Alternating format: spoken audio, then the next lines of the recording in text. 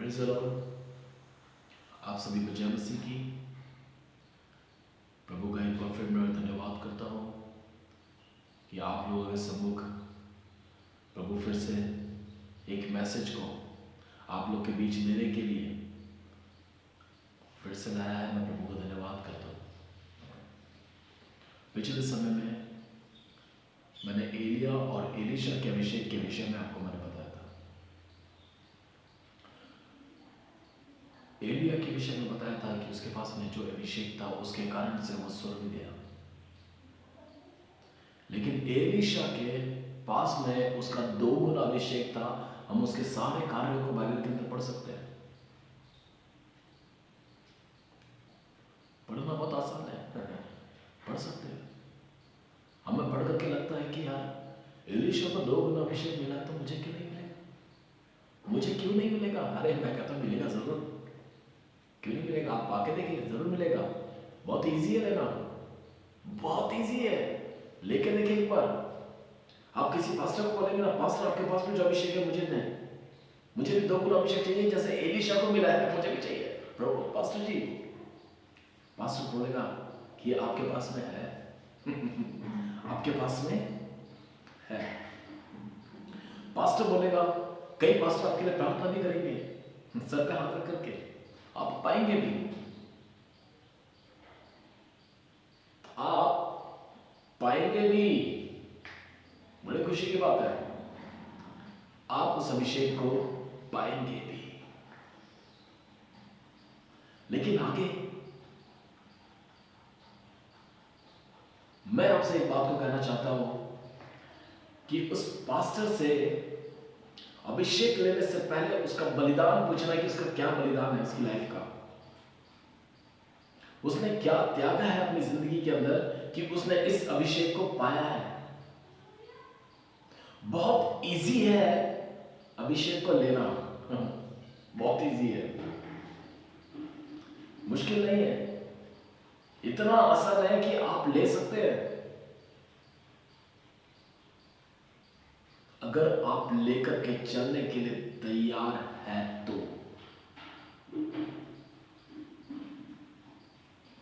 क्योंकि बाइबल बताती है एलीशा ने एलिया से अभिषेक लिया 2 गुना, और लेकर के अंत तक भी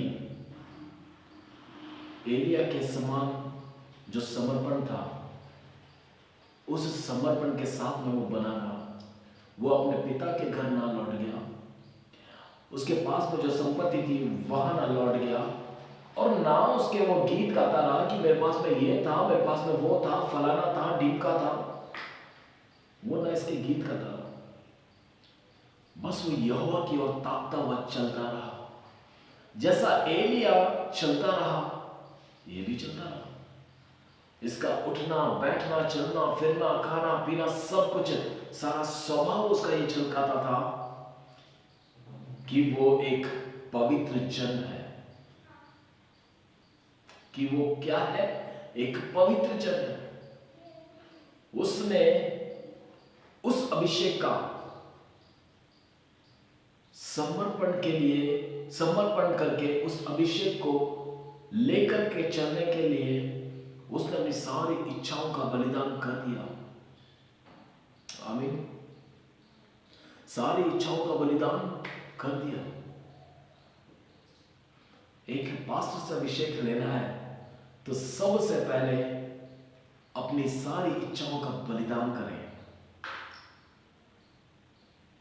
अपनी सारी जरूरतों का बलिदान करें। लिस्ट मत बनाए, प्रभु मेरे पास में 2 गुना अभिषेक है, मुझे ये चाहिए। प्रभु मेरे पास में इतना अभिषेक है, मुझे ये चाहिए, मुझे वो चाहिए। प्रभु तेरा वचन कहता है कि तू मेरे पीछे चल, मैं तेरे को सारी संपत्ति दूंगा, संसार की सारी वस्तुएं तुझे दूंगा।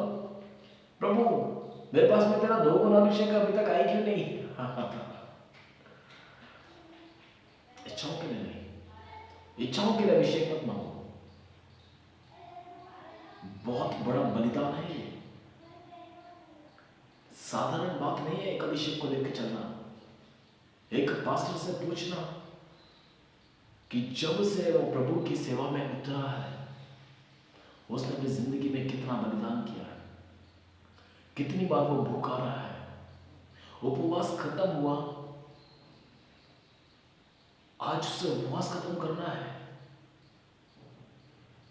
खत्म करने के बाद में जाके कुछ खाने के लिए देखता है तो मालूम चलता है कि उसे फिर से उपवास में बैठना है। प्रभु यीशु मसीह ने कहा, अपना सब कुछ बेचकर सब कंगालों को बांट दे ताकि तू अनंत जीवन को पा सके। मैं ये नहीं कहता कि अपना सब कुछ छोड़ दो, मैं ये कहता हूं कि बलिदान को लेकर चलना है। अभिषेक को पाने के लिए बलिदान अपना आपका करना पड़ेगा, अपना बलिदान करना पड़ेगा, सब कुछ त्यागना पड़ेगा। जितना धन संपत्ति आपने गलत तरीके से लोगों से लिया है वो आपको छोड़ना पड़ेगा, आपको छोड़ना पड़ेगा। आपको अपने आप को पूरी तौर से, एक तरह से ये समझ लो कि आपके पास में जो वस्त्र है वो भी पुराने फटे होने वाले हैं। प्रभु के पीछे चलना, आप ये मत समझो कि आपके पास में बहुत बड़ी आशीष आएगी। प्रभु के पीछे आप चलेंगे, आपको बहुत सी परिस्थितियों का सामना करना पड़ेगा, बहुत सी परीक्षाएं आपको देनी पड़ेगी, और हर एक परीक्षा में, आपके हर एक कदम में आपके लिए सिर्फ परिस्थितियां होंगी।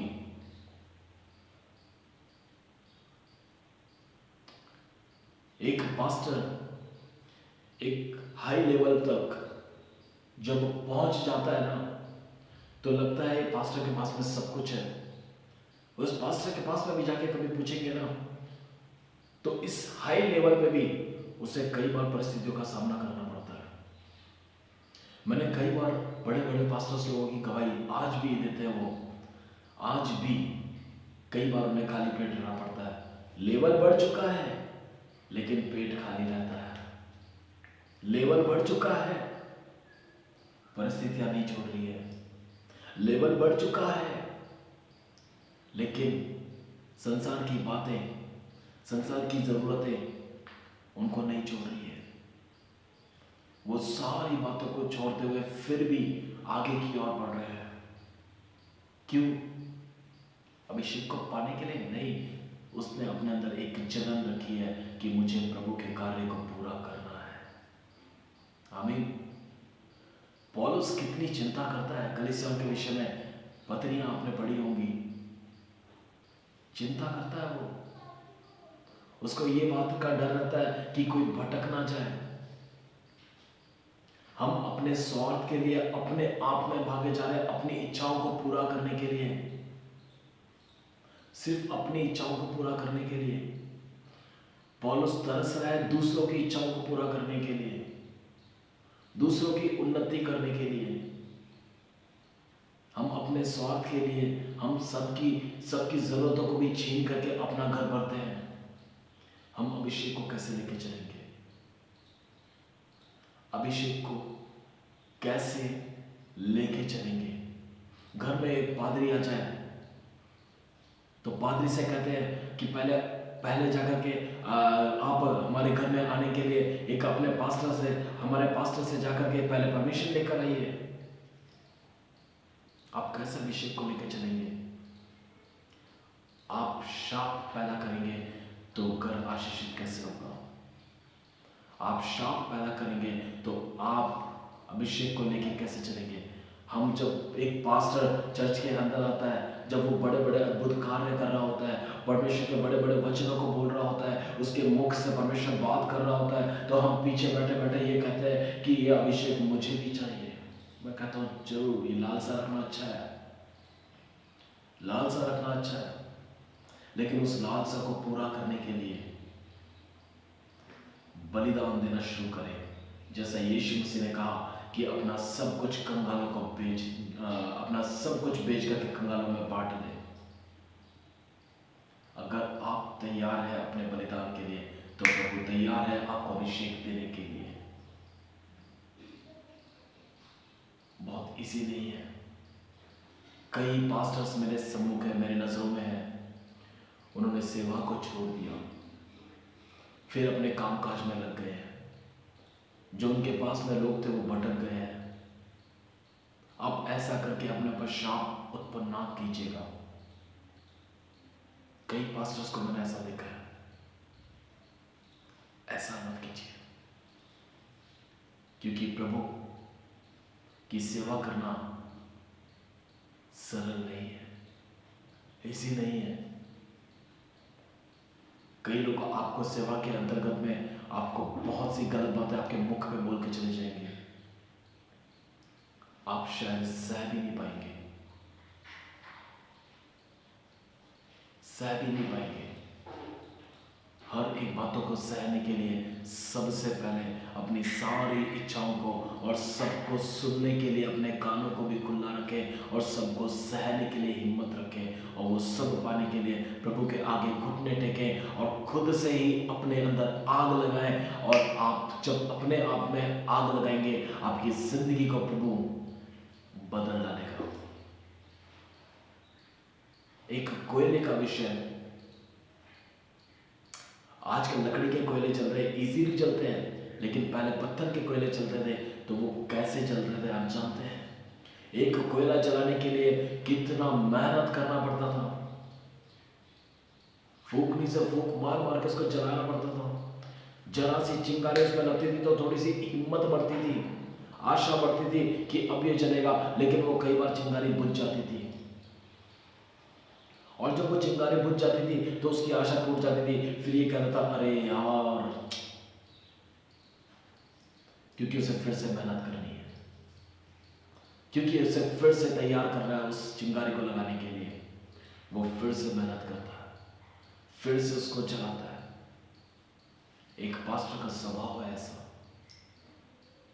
एक पास्टर कई बार परिस्थितियों से घेरती है, जो आग उसके अंदर लगती है बुझ जाती है, फिर वो उसे जलाता है, फिर बुझ जाती है, फिर उसे जलाता है। बहुत मेहनत करने के बाद में वो एक अभिषेक को पाता है, एक आग को पाता है। इसीलिए पहला थिस्सलुनीके के 5वां अध्याय उसके 19 आयत में इस प्रकार से लिखा है कि अपने आत्मा को ना बुझाओ।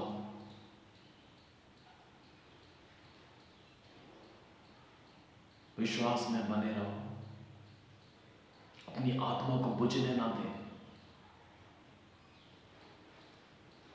एक अभिषेक को पाना जितना हम इजी समझते हैं, उतना ही मुश्किल है उस अभिषेक को लेकर के चलना। थिस्सलुनीके का अध्याय इस प्रकार से आपके जीवन को पूरा करता है, कहता है कि अपनी आग को ना बुझने दें, अपनी आत्मा को बुझने ना दें।